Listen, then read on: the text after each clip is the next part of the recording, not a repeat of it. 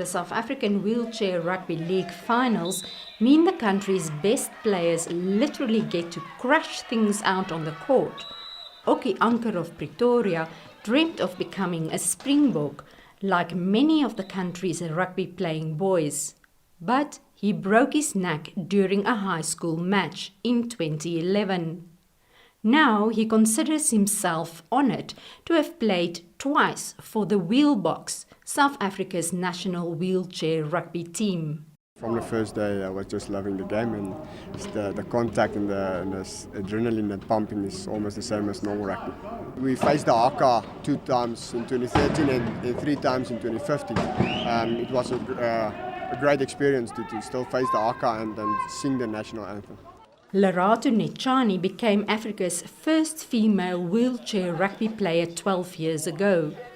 After taking some time off, she's back, playing with the Mustangs of Bloemfontein in Free State Province and encouraging the next generation of players. With the limited resources that we have, we are trying, and I believe that the Lord is going to take us through to where we need to go. Because now whatever we do, especially as a team, we are not doing it only for ourselves. Playing wheelchair rugby is pricey. An imported specialized high-performance wheelchair alone costs just over $8,000.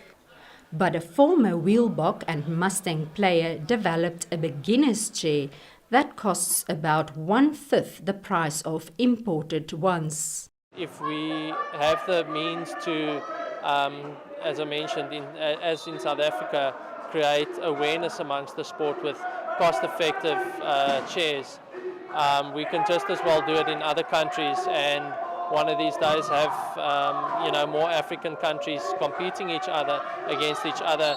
South African wheelchair rugby hasn't competed internationally since 2015 because it's simply too expensive. Officials say despite the costs, they're working to develop the sport across Africa. With our affiliation to South African Rugby Union and the other rugby unions in South Africa, we're now slowly starting to create further awareness. And once that awareness has got a good foundation, we're then looking at rolling that out into the rest of Africa. After plenty of sweat, the Mustangs lifted the trophy for the 4th time running in this year's South African Wheelchair Rugby League. Finances permitting, South Africa Wheelchair Rugby hopes to compete internationally again next year.